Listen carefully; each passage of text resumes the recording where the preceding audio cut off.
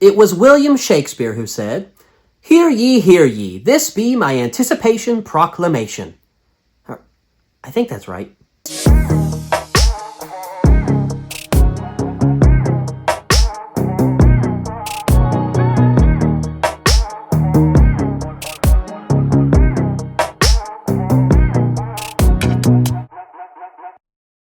What's up, guys? My name's Hayden Murphy, and welcome to my YouTube channel. Today, I'm going to be listing my most anticipated movies for the remainder of 2026. Now, I know, Hayden, what are you doing? It's March, man. You should have done this back in January.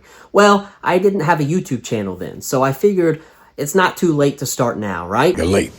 Now, considering that we've already had a couple movies pass by, I was going to have this be my top 20 most anticipated movies of the year, but I've already seen 2 of those movies, so technically I guess you could say this is the top 18. But those 2 movies were Hoppers by Disney Pixar and Project Hail Mary. Now, Project Hail Mary, I already did a review video for, so once you finish this video, you can go and check out that. Spoiler alert, it was really, really fantastic. It's probably going to end up being one of my favorite movies of the year so far, and it would have been in my top 10, but seeing as how I've already seen it, I can't technically list it in my most anticipated movies. Alright, I'm just going to list movies 18 through 11, and then we'll start numbering the top 10. The first one at the bottom of the barrel is Coyote vs. Acme.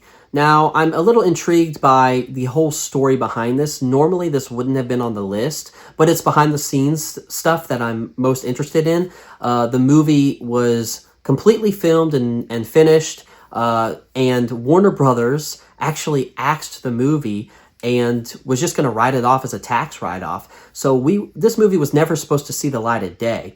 So eventually this company called Ketchup Entertainment, yes, that literally is their name, Ketchup Entertainment. Me amo ketchup. I think it's kind of fitting that they bought this. They are going to release it and distribute it. So I'm actually interested to see what this movie is like, solely because we were never supposed to see it in the first place. The movie revolves around Coyote from the Looney Tunes movies, where he is suing the Acme company for all of their devices or things that they sold him constantly failing to where he cannot catch the Roadrunner. So it's kind of interesting. It's kind of like a comedy of like a courtroom drama. So it looks kind of interesting. It piqued my interest solely because we don't know why they killed it. All right, coming next is Clayface. Now, this one's on the lower end because I did find out it is a horror movie. I don't like horror. It's just my least favorite genre. I've watched some horror films occasionally, and considering the fact that this is a DC property, that's why I'm more prone to watch it. And I'm interested to see how hard they go on the horror. I would imagine it's not going to be that hard, but this is a really obscure Batman villain, and Batman is my favorite superhero. So I'd be interested to see what they're doing here. I have nothing to go off of other than the fact that James Gunn, who I love, is heralding the DC studios right now. And if he had faith in it, then I feel like I would have faith in it too.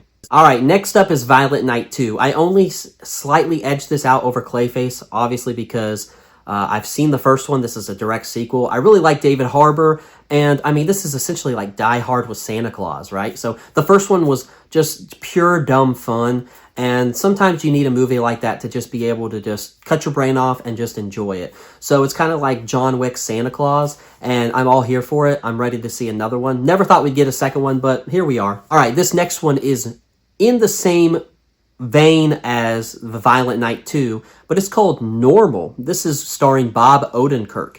Now, this was not on my radar at the end of last year, but recently there was a trailer for it, and it seems like there is a whole town that's being taken over, and it's funny because it's the same people who did the Nobody series, also starring Bob Odenkirk, and they're the producers from John Wick.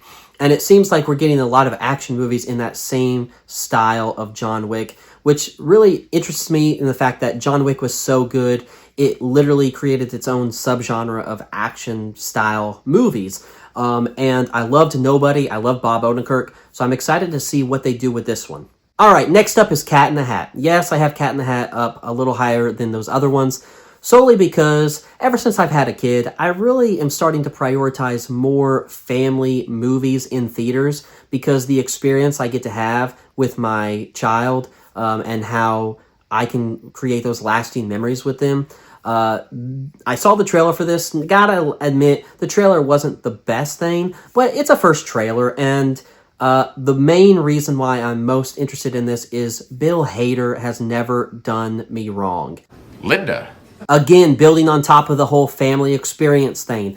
Minions versus monsters. Looks like just a lot of fun. I love all the Despicable Me movies. Not been a big fan technically on the first Minions movie, but they did the other one, was like called The Rise of Gru or something. My kid loves that movie and had great music and awesome things. I actually heard that this movie is a little controversial to like diehard Minions fans, which I didn't realize was such a thing, but I guess there is. I guess the three main Minions, Kevin, Stuart, Bob, are not even in this movie. It's just following completely different random Minions, which watching the trailer, I would not have been able to tell because, again, they all look the exact same to me. But I'm not going to lie, this song to the trailer and all the funny moments in it have got me hooked to say, hey, this is going to be an enjoyable moment with my kid at the theaters. All right, up next, Devil Wears Prada 2. Yes, you heard me right, Devil Wears Prada 2. Now, I actually really enjoyed the first Devil Wears Prada. It's just one of those type of movies that don't get made as much anymore. It was just a general really good movie with good acting, great little story, and memorable characters. I mean, who doesn't remember Miranda, right? I mean, even to the point where they were having parodies of it from The Office and everything. But I saw the trailer, and I gotta admit, in the trailer, Miranda is trying to act like she doesn't remember Anne Hathaway's character. I am not buying it one bit. I think that is a whole ploy. She is just trying to be Miranda and make her feel less than. And I'm excited to see this. I think it'll be a good time with the wife. And I imagine this movie is going to make lots of money. All right, so the next one is a little movie called Sheep Detectives. Yes, I know this is not a movie that I would have ever thought would have been on my most anticipated list, but I watched the trailer, very skeptical at first, and then little by little, my heart warmed to the point where I was like, I gotta see this movie. It's produced by Lord and Miller, which again, they have just found the perfect balance of emotion and humor. And it's got my boy Hugh Jackman in there, man. He can do no wrong. He is the perfect talent, and everything he touches is gold. And it looks like a very fun, cute little movie, kind of along the vein of like the Peter Rabbit films. And I think it'll be a fun little mystery, comedy, and it just looks like a good time at the theaters.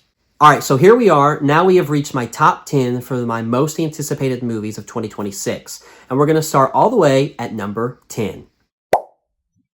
And starting the top 10 list at number 10 is Hunger Games: A Sunrise on the Reaping. Now, I got to admit, I did not watch the most recent Hunger Games movie, but I did watch The Long Walk, and Francis Lawrence directed the heck out of that movie. And it's kind of interesting because he's directed every single Hunger Games movie since the second one. And aside from The Mockingjay Part 1, I've loved them all. Of course, I didn't watch the last one. I know I just admitted that. But The Long Walk was so good, and he did such a good job directing that. And when I saw this trailer, I was enthralled by it. I was like, oh my gosh, it was just expertly put together. And I guess this movie is following Haymitch's time during the Hunger Games, which was Woody Harrelson's character in the original one. So even though this movie is a prequel, I'm not a big fan of prequels, it actually looks pretty interesting, and I'm excited to go check it out. Coming in at number 9 is Michael by Antoine Fuqua. Now, I'm not usually a big fan of musical biopics. They typically don't interest me because they're essentially the same thing every time. It's, person has humble beginnings, gets big, gets addicted to drugs or alcohol, then crashes down, and then has a big blowout concert, and they're all good at the end. This one in particular, though, looks very unique and different from others. And when I saw that trailer, I was blown away by how perfectly edited that trailer was, with all of his songs perfectly tying in with each other throughout the film. And the main actor playing Michael Jackson is, I believe, his nephew, if I'm not mistaken. So they did choose to keep it in the family. But he looks so much like Michael.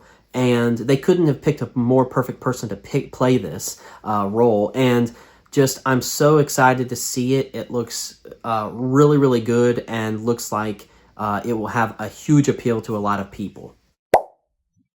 Number 8, we got Super Mario Galaxy. Now, I know they named this after the popular video game Super Mario Galaxy, but I'm still a little baffled at why they didn't just call this movie Super Mario Brothers 2. But, you know, whatever. Nintendo does whatever the heck they want, and we're all just slaves to everything they put out.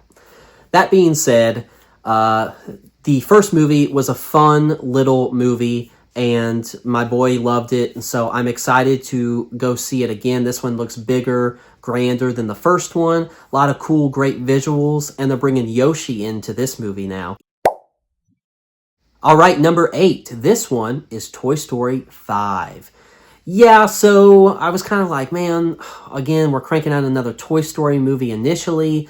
I'm like, you know, they should have ended it at 3. That was just the best conclusion to the series. I really like the idea of a trilogy, but, you know, Hollywood's going to be Hollywood. They're going to keep cranking these suckers out. They know that we're going to keep going to them. So I'm going to keep being a sucker and go watch this one as well. When that trailer came out, I loved the concept behind this movie of the tablets being the enemy, or technology being the enemy of the toys.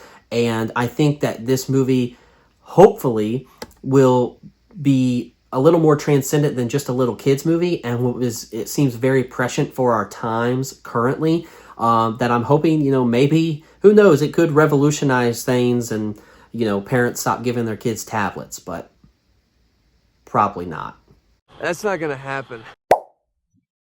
Coming in at number 6, we have Disclosure Day by Steven Spielberg. Now, there's only been one trailer released for this so far, but you have Steven Spielberg coming back to direct this movie, okay? And it's science fiction, which is what he does best. I think the last main movie I saw by him was Ready Player One, and I loved it.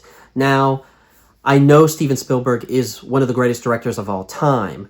Not to say he does have a few movies I'm not particularly a fan of, but this movie looks like it's checking all the right boxes for me personally. It's like this crazy alien invasion thing going on. I don't even fully know 100% what's happening in the trailer, but there's a lot of cool visuals, a lot of mystery, a lot of intrigue, and I'm guessing it has something to do with them releasing information about aliens to the public, and with more and more UFO sightings and all this stuff with governmental documents getting released, it seems like it's a perfect time to release a movie like this. Not to mention Josh O'Connor is one of the leads of this film, and ever since I saw the Knives Out 3 movie, he was my favorite thing of that film, and I am like on board. Even if it wasn't Steven Spielberg directing this film, if you told me Josh O'Connor was in this movie, I'm like, yes, I'm going. I want to see more of that guy. He was great. Starting our top 5 is a movie I struggled to put this low, but it is Dune Part 3 by Denis Villeneuve. Dune Part 2 is one of the best movies, not just science fiction movies, but movies I have seen in probably the last 10 years. It was that good. Denis Villeneuve has done an outstanding job adapting the book into Dune Part 1 and Dune Part 2.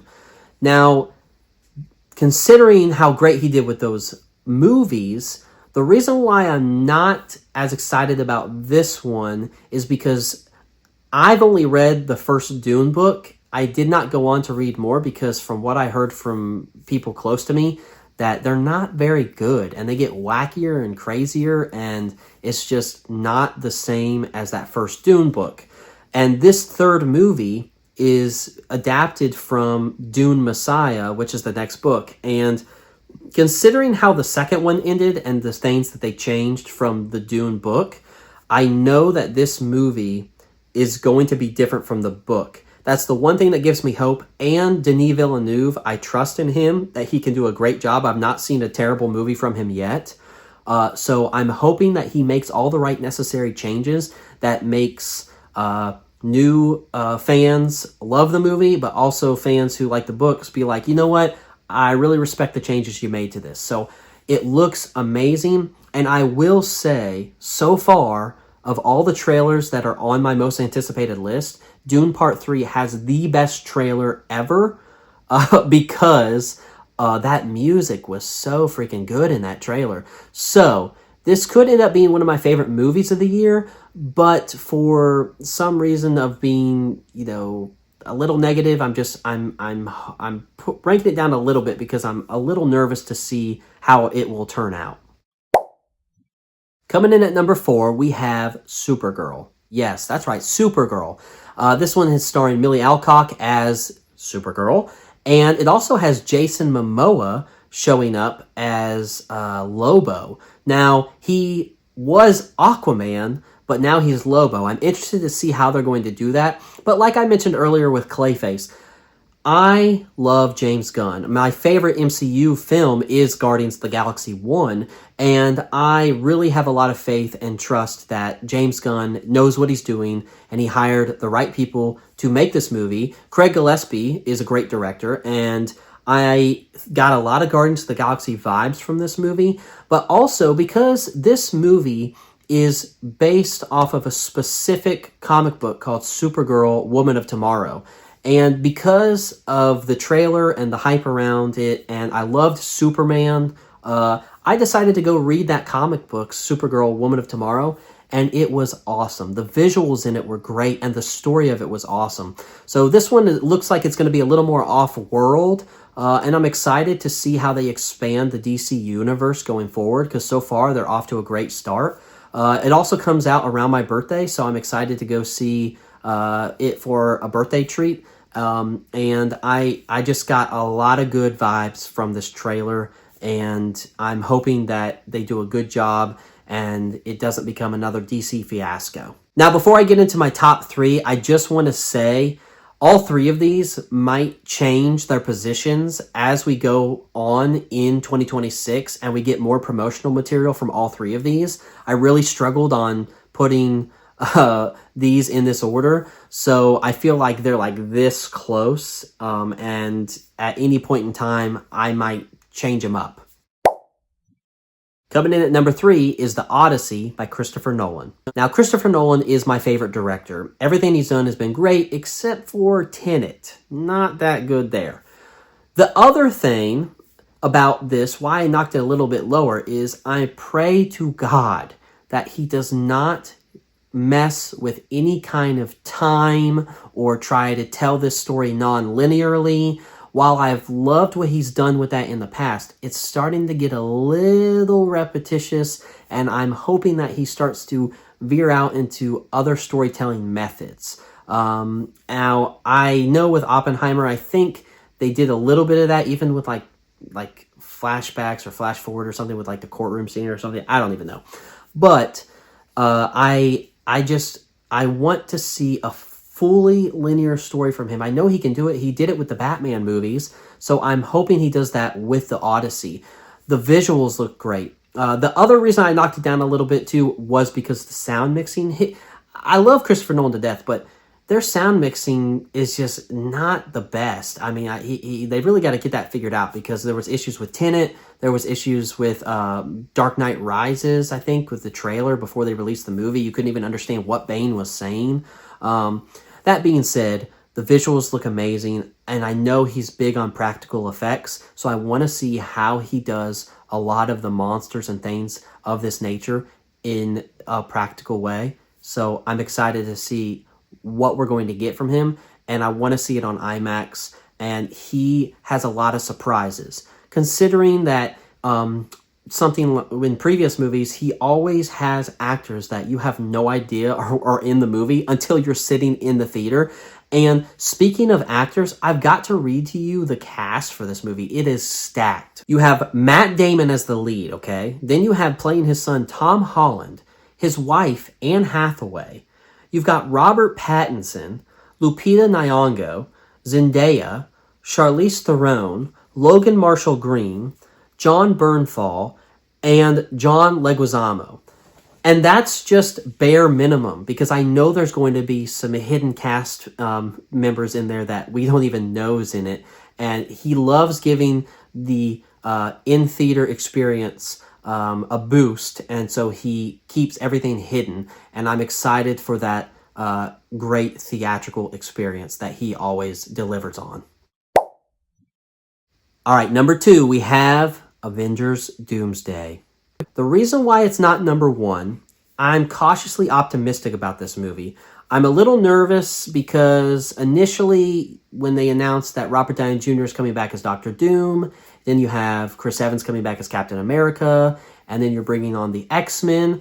Then they announced that the Russo brothers were coming back to direct not only Doomsday, but the follow-up Secret Wars. And initially I was excited because the Russo brothers have delivered the greatest films in the MCU. But since they've left the MCU, things have not been that great. So I'm torn because I don't know whether I should look at their track record in the MCU previously, or should I look at their most recent track record. So I'm cautiously optimistic that it is the MCU record that I'm going to get from them with Kevin Feige. Also, the MCU has been a little wobbly as of late. There's been a lot of duds, and I'm starting to feel the optimism and the hope and some really great projects getting built on top of each other this year. Most recently, starting with Thunderbolts, then Fantastic Four, and whatever else is coming out next. But I've got to just put it at number 2. I am most excited for this movie, though, because I feel like my son will be able to get that in-theater experience we all got when we got to see Infinity War and Endgame. I've been catching him up on the MCU, and by the time this movie comes out, it will be fully caught up. But I can't wait to see his reaction when you have some oh crap moments happening. And it's taken a little bit longer because we're also having to look at the Fox X-Men, and I'm having to show him some of that. But I'm torn because, yes, I love that you're getting all these previous superheroes to come in all into one movie and culminate into this awesome, great thing. But then I'm also a little nervous that, like, it's a little too much. And I feel like with the late switch from Kang to Doctor Doom, they have a lot to accomplish in this movie. And I'm nervous that they're not going to be able to pull it all off. But I still have it at number 2 because I want to be hopeful for another Avengers movie. And it's been a while since we've gotten the previous Avengers film. And I still feel like they will do their darndest to make sure this movie delivers. And if it delivers, it could go down as like one of the greatest MCU movies of all time. Also, it's a crowd pleaser. It's going to bring everyone in, and it's something you can experience with everybody. So I'm looking forward to that being one of the most enjoyable theatrical experiences of the year. All right, and capping it all off at number 1, breaking the internet with one of the greatest trailers I've seen from the MCU is Spider-Man Brand New Day. Now, I've not been the biggest fan of Tom Holland's Spider-Man. There's a lot of things saying, oh, he's Tony Stark Jr. He doesn't seem to follow a lot of the traits that we've come to recognize with Spider-Man. He didn't make his own suit. He's not struggling to pay rent. He didn't have Uncle Ben die, with great responsibility, with great, you know the thing. We're created by go. You know the thing. That all being said, the way they ended No Way Home set him up kind of to be like a soft reboot where he now is become Spider-Man as we know it. And we get to see Tom Holland fully mature into that Spider-Man role that we've not seen in previous films without having to recast a brand new Spider-Man actor. Because even though my favorite Spider-Man is the OG Tobey Maguire, I think it's universally just acknowledged that Tom Holland is everyone's all-time favorite Spider-Man. So not only are you going to please the people who love Tom Holland as Spider-Man, but you're also pleasing the people who have had complaints about him as Spider-Man and have the potential to have this merging of a really great Spider-Man movie that will please everyone. Also, the director of this movie is Destin Daniel Cretton, who directed one of my favorite entries in the MCU in recent years, Shang-Chi. And just from the trailer alone, I can tell he's bringing a lot of those Shang-Chi elements, especially from this shot right here, because this shot right here makes me want to already get a poster of it. I mean, look at that shot. This is like probably one of the coolest shots of any Spider-Man movie I've seen yet. And this is only in the trailer. Not to mention we're getting Hulk, and potentially we could get Rage Hulk again, which we've not been able to get since that very first Avengers film, essentially. We have the Punisher showing up. There's potentially rumors that Jean Grey is going to show up in this film, and a whole lot others. I mean, you have Spider-Man also looking like he's about to mutate into a spider himself. I mean, they could go into some wacky stuff and make it really, really great and entertaining. And this trailer just looked magnificent, and the cinematography of it looks way different than any other Spider-Man movie I've seen before. Just from the trailer alone, I could tell that, and it looks beautiful and gorgeous. And some of the shots they got, like the one with him inside the mask while he's just floating in the air, it also looks like they're getting inspiration from previous Spider-Man, where because of his time with Tobey and Andrew Garfield, he kind of was inspired a little bit by them. And it looks like I was getting a lot of Andrew Garfield vibes too with some of those shots there. But I mean, it just looks gorgeous and amazing. And my son loves Spider-Man, so I'm excited for him to see his first Spider-Man movie on the big screen. But I want to know what you guys think. Do you agree with my most anticipated list? Are there any on here that you would bump off? Is there any that you would put on? Do we agree with several of them? Let me know what your lists are in the comments. I really would want to compare and contrast. Drop a like on the video if you don't mind, guys, and go ahead and subscribe, because as I see these movies through the year, I'm going to be dropping review videos out, and I don't want you to miss them. Go ahead and hit that bell so you get notified when a new video gets dropped. If you get a chance, check out my Project Hail Mary review, and I will catch you guys on the flip side. Bye.